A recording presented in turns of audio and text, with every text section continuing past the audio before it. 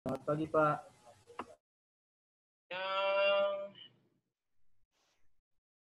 Yang ini yang hadir hanya 3 orang. Mana yang sisa?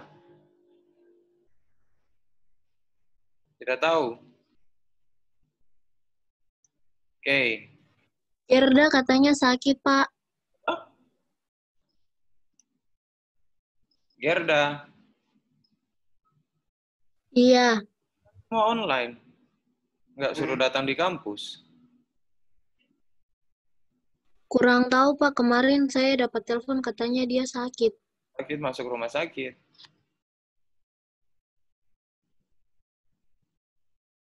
Sudah tahu kan kalau tidak ada surat sakit ya udah, nggak usah pedulikan. Oke, kita lanjut ya. Silakan Anda punya panduan, buka contoh. Kemudian kita lihat. Jessica, kamu kerja di bagian mana? Saya kerja di bagian bab 2 sama saya yang ketik, Pak. Terus Marcelinus, kamu kerja bagian mana? Di bagian manfaat tulisan, Pak. Ya itu saja. Iya, Pak. Cuman sepanggal dusta itu saja. Iya, Gloria, Pak. bagian mana? Latar belakang, Pak. Latar belakang. Edward, kamu kerja bagian mana? Penulisan, Pak. Hah? Di tujuan penulisan, Bapak. Apa tujuan penulisannya?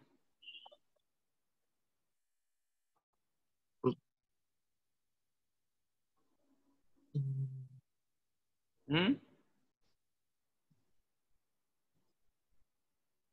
Untuk mengetahui penerapan asuhan.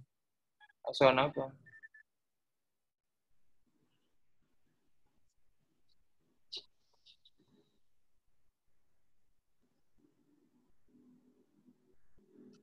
Ya? Penerapan asuhan apa?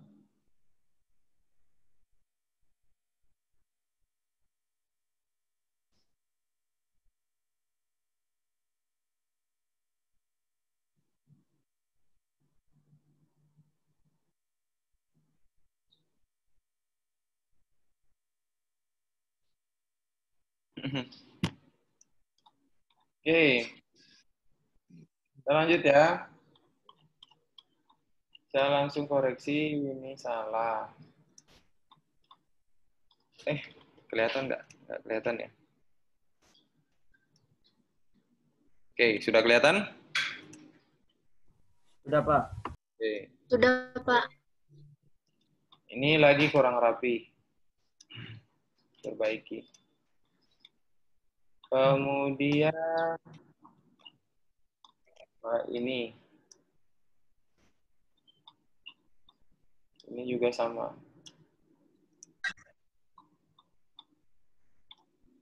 Ini perhatikan kalau Anda nonton video, kemarin saya bilangnya ini harusnya berapa, yang di bagian kiri berapa ukurannya?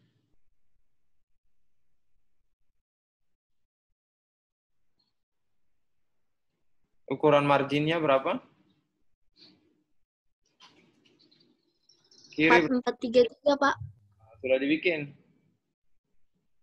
Kemarin saya sudah bikin, Pak. Oh, ini kayak gini. Ini terlalu jauh. Terlalu jauh. Nah.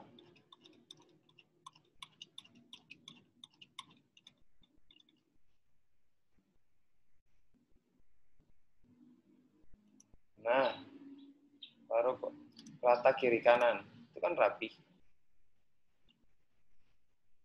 Kemudian, sekarang, saya mau tanya.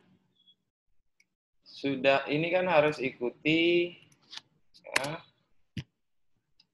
apa penyebab masalah pada gangguan elektrolit?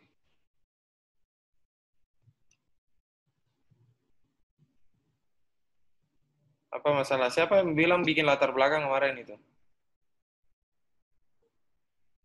Saya. Nah, apa penyebab?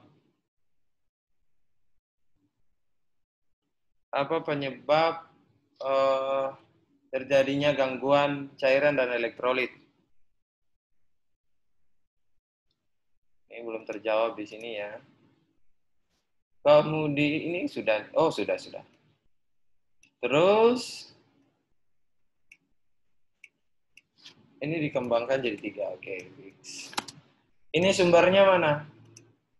Setiap akhir kalimat itu selalu harus dilengkapi dengan sitasi atau sumber. Kemarin sudah nonton videonya saya sudah bilang apa? Kalau di belakang ini ada? Di sini ada apa? Akhir kalimat ada apa? Ada apa? Harus ada sumbernya, Pak. Sumbernya. Gimana formasinya? Formatnya gimana?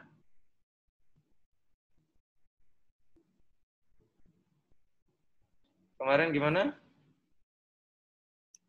Dalam kurung.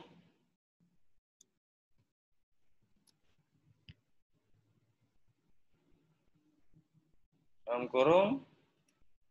Nama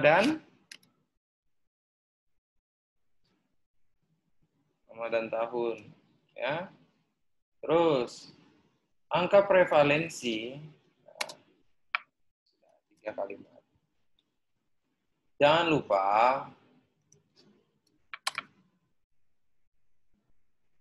ini nggak ada hubungannya dengan stunting dan diare, ya. Yang dibahas di sini semua adalah, ya. Yang dibahas semua di sini adalah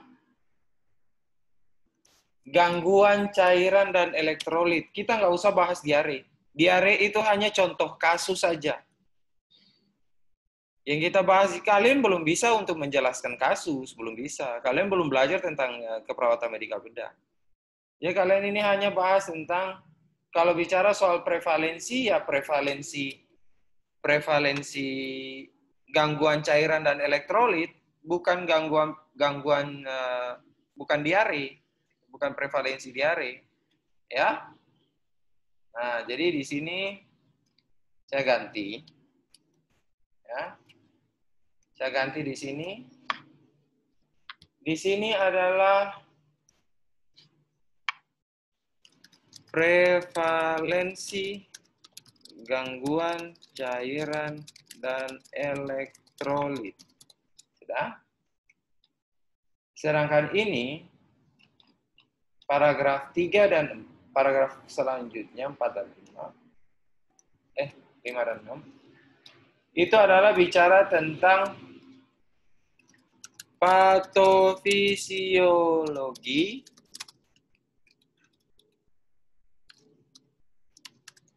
gangguan cairan dan elektrolit, ya. Kemudian di sini itu adalah tindakan keperawatan atau asuhan keperawatan untuk gangguan cairan dan elektrolit. Sudah? Oke. Nah, jadi kita nggak ada bahas tentang diare. Diare itu hanya bagian dari penyakit saja. Dari contoh kasus. Yang kita mau bahas lebih dalam itu adalah ya. Oke. Sekarang ini dirapikan, ya. Kalau ini masuk ke dalam sedikit. Biar rapi. Nah, ini juga sama. Sorry.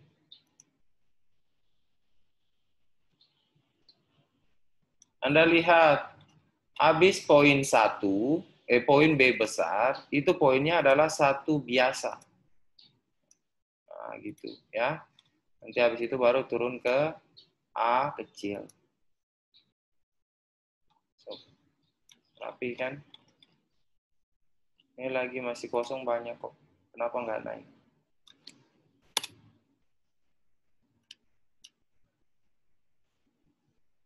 Ini. Kemudian ini sama, 1 kecil.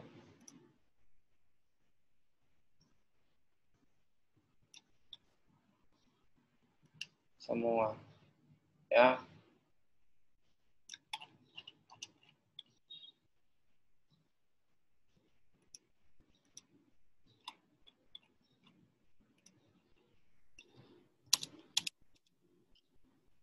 Oke, ini tidak boleh ada bullet di sini. Ya, tidak ada bullet di sini. Nggak boleh ada sama sekali. Dalam karya tulis ilmiah itu tidak boleh ada bullet atau simbol. Ya, dilarang. Itu perhatian itu. Ini belajar, Anda belajar. Jadi kalau di sini tuh tulis aja A.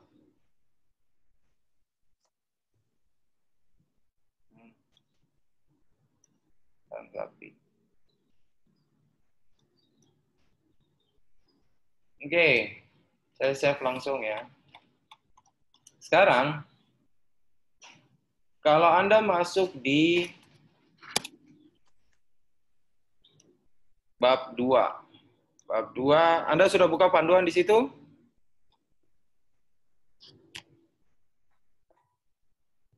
Halo?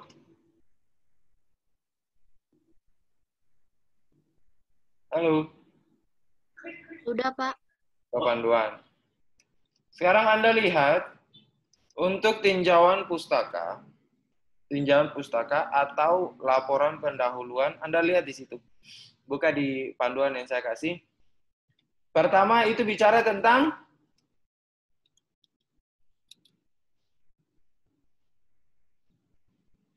poin satunya bicara tentang Konsep kebutuhan dasar manusia, Pak. kebutuhan dasar manusia. Konsep kebutuhan dasar manusianya bukan yang di bagian belakang, penjabaran konsep kebutuhan dasar manusia, format laporan pendahuluan. Sebelum format kasus, ada format laporan pendahuluan. Ada nggak?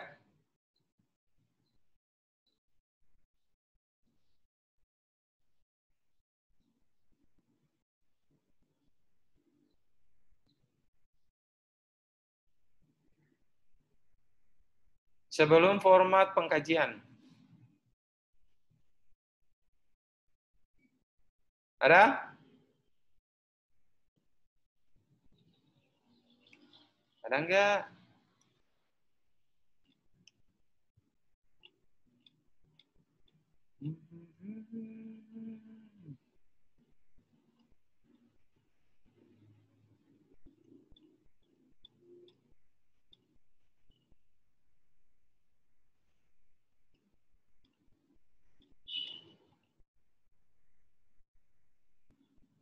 Ada belum?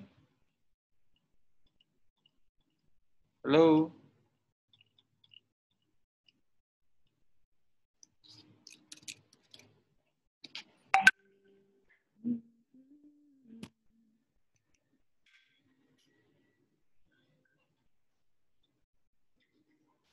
Ada nggak?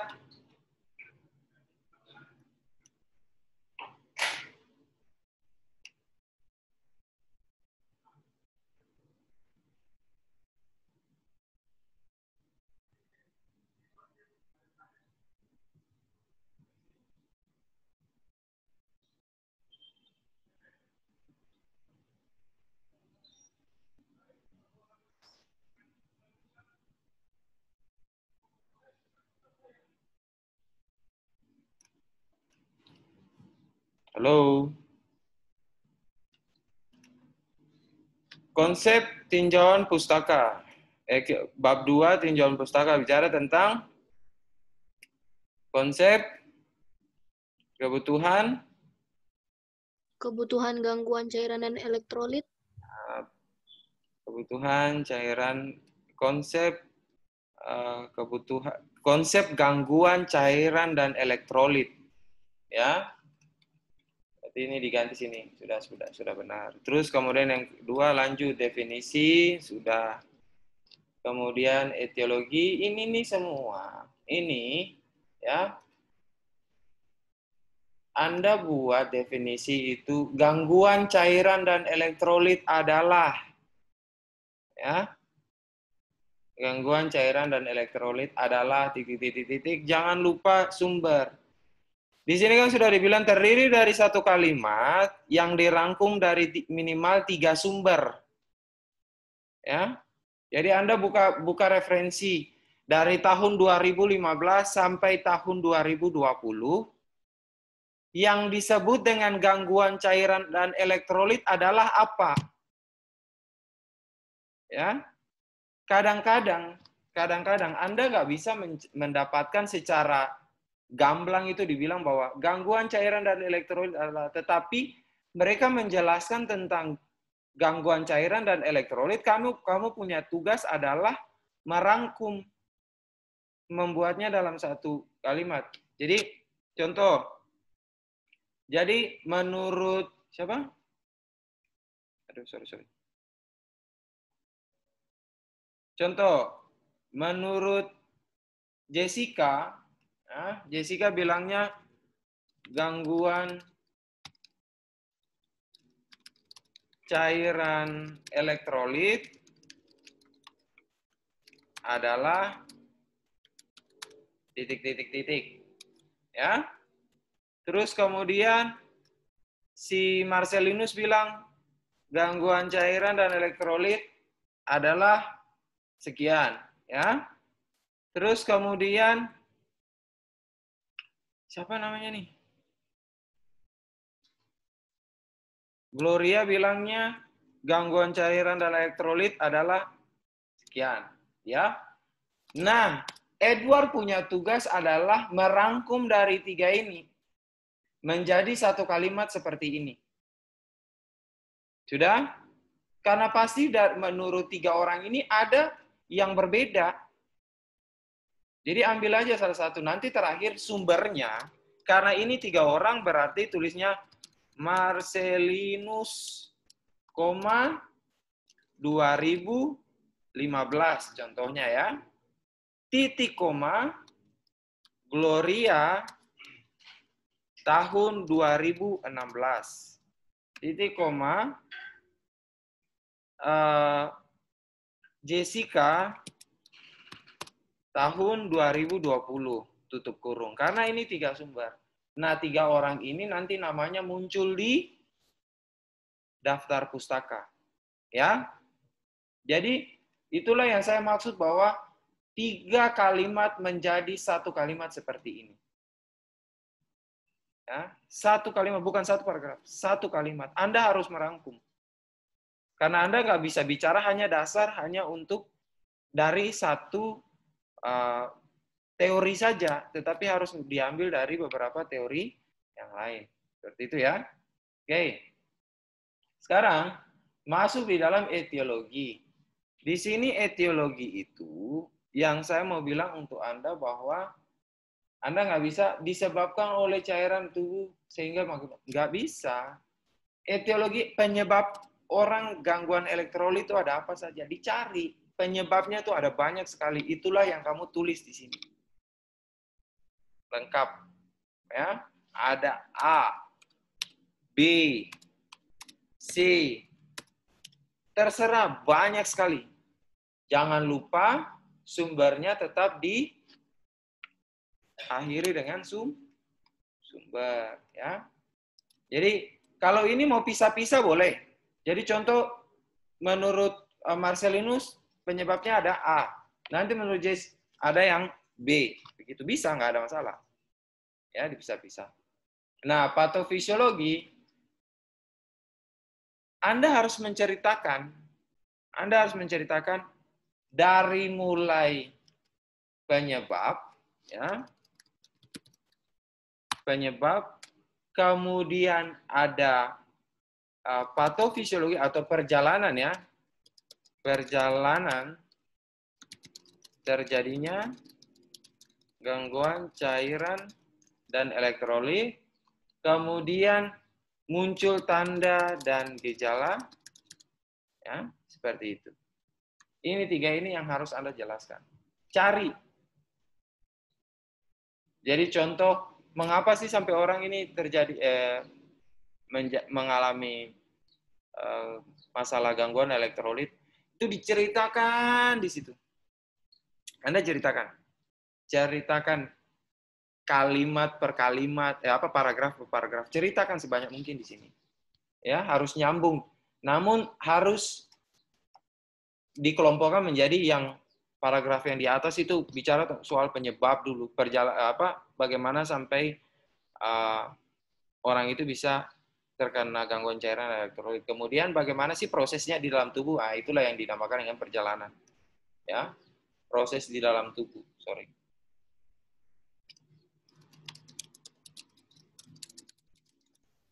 Nah, kemudian sampai dengan munculnya tanda dan gejala gangguan cairan dan elektrolit ya.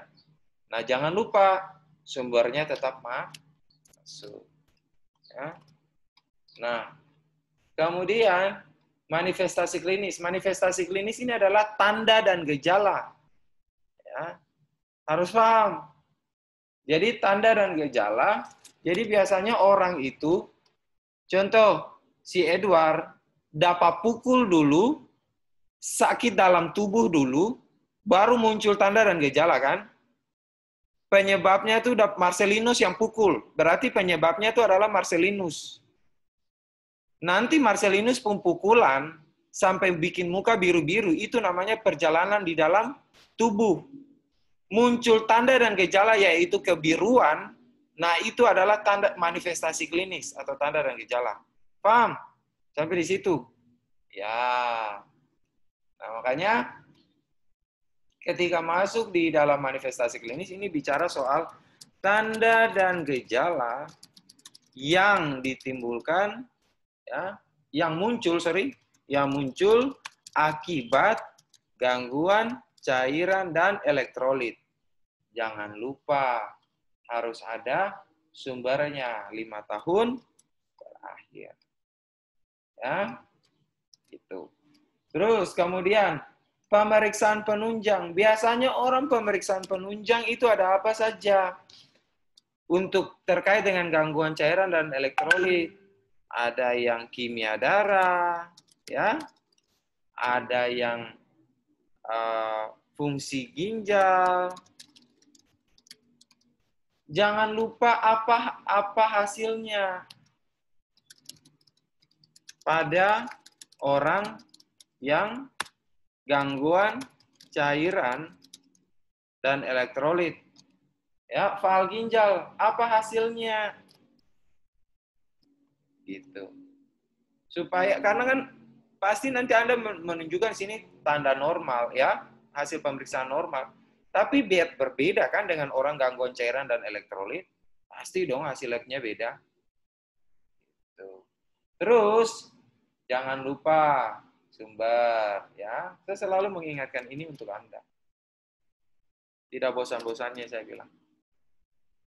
Kemudian klasifikasi komplikasi. Tapi bolehlah. Komplikasi apa yang ditunjukkan ketika orang mengalami masalah gangguan cairan dan elektrolit? Ya. Ini mau kematian kek? Ya.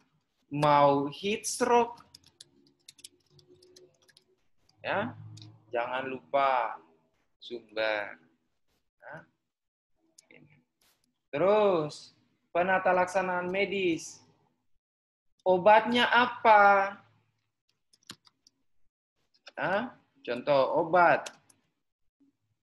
Ya. Dosis. Ya. Terus kemudian cairan. Cairan apa? Dosis. Itu harus paham. Ya. Jangan lupa sumber. Terus penata laksanaan keperawatan. Kalau seandainya di sini ada obat, berarti di sini pemberian obat. Kalau di sini ada pemberian cairan, berarti pasang infus. Contohnya seperti itu. Ya. Tapi Anda tetap harus cari penata laksanaan keperawatan untuk pasien gangguan cairan dan elektrolit itu seperti apa. Nah, jangan lupa di sini ada ini. Nah, sekarang ketika Anda masuk di dalam konsep medis, konsep, jangan lupa ya, Anda harus masukkan di sini konsep asuhan keperawatannya. Ya, ini toh yang harus Anda isi. Pengkajian. Biasanya orang dengan gangguan cairan dan elektrolit itu akan mengeluh apa? Ini biasanya keluhannya muncul di sini. Cari. Ini masih secara teori ya. Masih secara teori. Nggak ada bilang bahwa Nyonya A datang dengan keluhan, nggak ada. Tetapi biasanya secara teori, orang dengan gangguan cairan dan elektrolit itu akan mengeluh apa? Ya. Terus, biasanya mereka itu di riwayat kesehatan sekarang, mereka akan datang dengan tanda dan gejala seperti apa? Ya.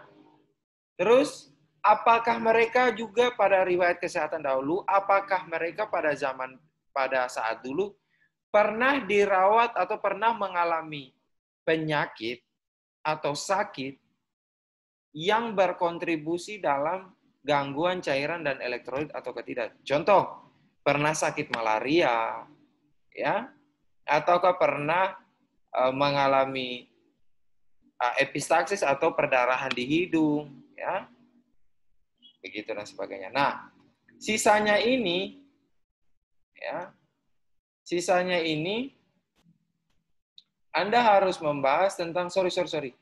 Ini ada yang salah. 1, 2, 3, 4, 5, 6, 7, 8, 9, 10, 11, 12, 13. Oh ya. Anda bicara soal 13 kebutuhan dasar manusia di dalam sesuai dengan domain Nanda. Sudah punya buku Nanda? Belum, Pak. Kasihan sekali. Sudah Pak, tapi yang 2017 punya. Kalau Anda lihat di dalam buku Nanda itu ada 13 domain. Ya, 13 domain. 13 domain itu yang tugas Anda harus mengkaji, mencari data.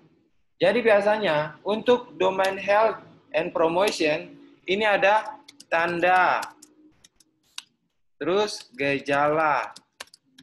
Begitupun juga dengan nutrisi. Tetapi ini bukan secara umum. Ini spesifik untuk orang dengan gangguan cairan dan elektrolit. Ya.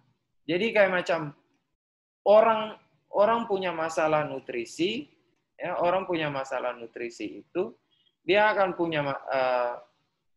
punya nutrisi pada gangguan cairan dan elektrolit. Masalah gangguan nutrisi pada orang gangguan cairan dan elektrolit pasti akan berbeda dengan orang yang gangguan intoleransi dan aktivitas. Ya, makanya Anda harus cari teori ini. Bukalah banyak sekali. Masih banyak buku. Ada Dungus, ada lagi skripsi-skripsi atau KTI yang terdahulu yang punya kaitannya dengan gangguan cairan dan elektrolit. Ya, sampai di sini paham? Batasan karakteristik. Etiologi problem, silahkan atau diagnosa, silahkan Anda buka buku Nanda. Di sana kan sudah ada tuh.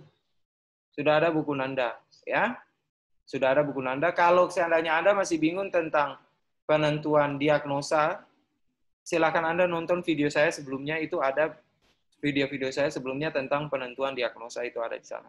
Bagaimana membaca diagnosa di dalam buku Nanda. Kemudian perencanaan, ini masih secara teori semua, ya. Ini tujuan dan kriteria hasil pelaksanaan, ini semua masih dalam secara teori. Supaya nanti pada saat Anda masuk di kasus, Anda tinggal copy ini saja pindah ke dalam kasus. Sudah gampang kok. Ya. Sudah gampang sekali. Oke? Nah, sampai di sini saya cukup. Ya.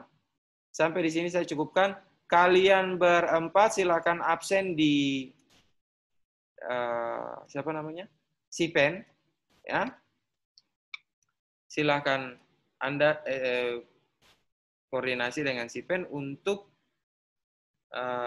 ini apa namanya? Untuk melakukan absensi pagi ini, ya. Supaya jangan sampai nanti alfa lagi kan kasihan. Oke.